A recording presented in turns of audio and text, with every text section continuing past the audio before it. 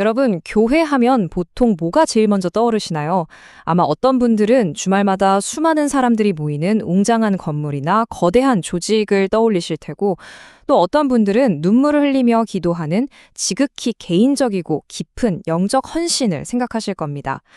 맞아요. 현대교회는 이렇게 아주 거시적인 조직으로서의 모습과 현미경으로 들여다봐야 할 것 같은 미시적인 신앙, 이 두 가지 완전히 상반된 얼굴을 동시에 가지고 있죠. 오늘은 성격이 아예 다른 두 가지 원문 자료를 통해서 이 두 세계가 어떻게 맞물려 돌아가고 있는지 아주 흥미롭게 해부해 보겠습니다. 바로 들어가 볼까요? 여기서 우리가 짚고 넘어가야 할 아주 핵심적인 질문이 하나 있습니다. 도대체 무엇이 진짜 교회를 구성하는 걸까요? 거대한 기업처럼 촘촘하게 짜인 행정 시스템일까요? 아니면 개인이 감당해내야 하는 무거운 영적 헌신일까요? 지상을 관리하는 거대한 시스템과 인간 내면을 향한 하나님의 철저한 요구. 오늘 우리는 이 두 가지 차원을 각각의 자료를 통해 차례대로 들여다보려고 합니다. 자, 오늘 우리가 살펴볼 여정은 이렇습니다. 먼저 교회의 두 얼굴을 시작으로 지난 10년간의 교단 통계, 목사가 되기 위한 깐깐한 행정 절차를 짚어볼 거고요. 그 다음엔 완전히 방향을 틀어서 신앙의 궁극적 테스트와 순복의 영적 의미까지 쭉 한번 따라가 보겠습니다. 그럼 첫 번째 파트, 교회의 두 얼굴입니다. 먼저 보실 이 자료, 기독교 대한성결교회에서 발간한 스마트로 열어가는 총회 행정이라는 아주 방대하고 투명한 정책 보고서입니다. 와, 이게 정말 흥미로운데요. 지난 10년 동안 교단이 어떻게 변해왔는지를 철저하게 데이터와 행정의 관점에서 추적하고 있어요. 눈에 보이지 않는 신앙이라는 영역을 아주 차갑고 정확한 숫자와 정책의 결과물로 딱 보여주는 거죠. 이게 바로 우리가 살펴볼 거시적 관점의 뼈대입니다. 두 번째 파트, 10년간의 교단 통계입니다. 숫자가 어떻게 변했는지 한번 볼까요? 데이터를 보면 정말 확 와닿는 뚜렷한 대비가 있습니다. 2014년에 55만 명이 넘던 교인 수가 2024년에는 38만 5천 명 수준으로 떨어졌어요. 무려 16만 명이나 줄어든 거죠. 엄청난 감소폭입니다. 근데 여러분, 여기서 정말 신기한 건요. 같은 기간 동안 교인 수는 이렇게 훅 빠졌는데 전체 교회의 숫자는 오히려 161개가 늘어났다는 겁니다. 물론 보고서를 보면 총회비 산정 기준이 바뀌어서 그럴 수 있다고는 하지만 사람들이 떠나는 와중에도 조직의 베이스 캠프 격인 지교회들은 계속해서 세워지고 유지됐다는 뜻이거든요. 교단이라는 거대한 시스템이 가진 엄청난 관성을 보여주는 대목이죠. 그럼 이 수많은 교회들이 다 어디에 뿌리를 내리고 있을까요? 2024년 기준 전국 2,914개 교회를 분석해보면 충청 지역이 21.2%로 1위를 차지하고 있습니다. 그 다음이 서울, 호남 순이에요. 단순한 분포도 같지만 사실 총회 본부 입장에서는 이런 데이터를 바탕으로 예산을 짜고 인력을 배치하고 전도 전략을 세우는 겁니다. 아주 냉철하고 체계적인 기업의 운영 방식과 크게 다르지 않죠? 세 번째 파트로 넘어가 보겠습니다. 목사가 되기 위한 행정 절차입니다. 주일 예배 때마다 강단에 서 계시는 목사님들, 그냥 서시는 게 아니라는 거 다들 아실 텐데요. 그 뒤에는 교단 헌법과 수많은 규정에 의해 통제되는 그야말로 톱니바퀴 같은 행정 시스템이 존재합니다.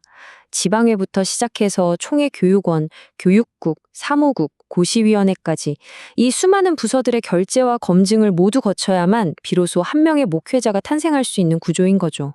절차를 하나씩 뜯어보면 아주 치밀합니다.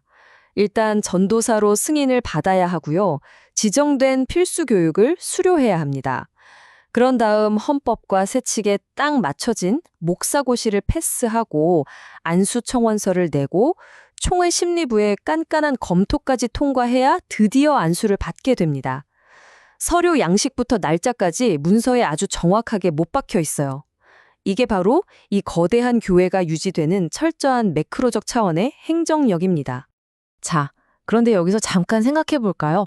숫자가 아무리 크고 행정규정이 아무리 자로잰 듯 정교하다고 해도 사실 그것만으로는 사람들이 주일 아침마다 교회에 나와 기도하고 헌신하는 진짜 이유를 설명하기엔 턱없이 부족하죠. 도대체 무엇이 사람들의 마음을 움직여서 이 거대한 조직에 피가 돌게 만드는 걸까요? 이제 우리의 시선을 차가운 행정문서에서 지극히 개인적이고 뜨거운 신학의 세계로 훅 돌려보겠습니다. 네 번째 파트, 신앙의 궁극적 테스트입니다. 이번에 살펴볼 자료는 온누리교회의 한 설교 원문인데요. 이 자료에서는 우리가 겪는 시험을 세 가지로 아주 명확하게 쪼개서 설명합니다. 첫째, 사단이 우리를 넘어뜨리려고 주는 유혹. 둘째, 살면서 겪는 성장의 고통인 시련. 그리고 마지막 셋째가 바로 하나님이 직접 그 사람의 믿음 수준을 확인해 보려고 주시는 테스트입니다. 원문을 보면 아브라함이 100세에 기적처럼 얻은 아들 이삭을 바쳐야 했던 그 엄청난 명령이 바로 믿음의 약점을 보완하고 완성시키기 위한 철저한 테스트였다고 분석하고 있습니다. 마지막 5번째 파트, 순복의 영적 의미입니다. 이 설교 자료가 던지는 가장 묵직하고 강력한 한 문장이 있습니다. 신앙은 내가 가장 좋아하고 사랑하는 것을 포기하는 것입니다. 와, 이거 진짜 감당하기 힘든 말 아닙니까? 교회에 가서 뭔가를 얻어내는 게 아니라 아브라함이 100세에 얻은 아들조차 하나님의 명령 앞에서 내려놓아야 했던 것처럼 철저하게 나를 부인하라는 거죠.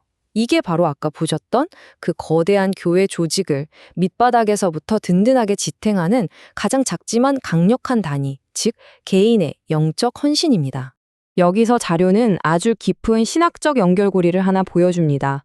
하나님이 아브라함한테 아들을 바치라고 한 게 단순히 과학적인 테스트가 아니라는 거예요. 훗날 하나님 스스로가 당신의 하나뿐인 아들 예수님을 십자가에 내어주며 겪으실 그 어마어마한 고통을 아브라함을 통해 미리 보여준 거라는 거죠. 다시 말해 구약의 아브라함 사건과 신약의 십자가 사건이 마치 거울처럼 수직적으로 딱 맞닿아 있다는 게 이 원문의 핵심 논리입니다. 결론적으로 이 설교 자료가 말하는 건 순복입니다. 유한한 내 자신, 내가 사랑하는 세상의 것들을 붙잡으려는 손을 완전히 놓고 절대자만을 100% 신뢰하는 자리로 나아가라는 거죠. 이건 어떤 종교적인 프로그램에 참여하는 거랑은 차원이 다른 얘기입니다. 철저하게 자아를 꺾어야만 하는 아주 치열한 과정이니까요. 처음에 봤던 그 차갑고 촘촘한 행정 문서와 지금 보는 이 뜨겁고 처절한 자기 포기의 메시지가 결국 똑같은 교회라는 공간을 이루는 두 개의 거대한 기둥인 셈입니다. 정말 놀라운 아이러니죠? 자, 오늘 완전히 결이 다른 두 가지 자료를 넘나들며 현대교회의 두 얼굴을 살펴봤는데요. 여러분께 마지막으로 질문 하나 드리면서 마무리할까 합니다.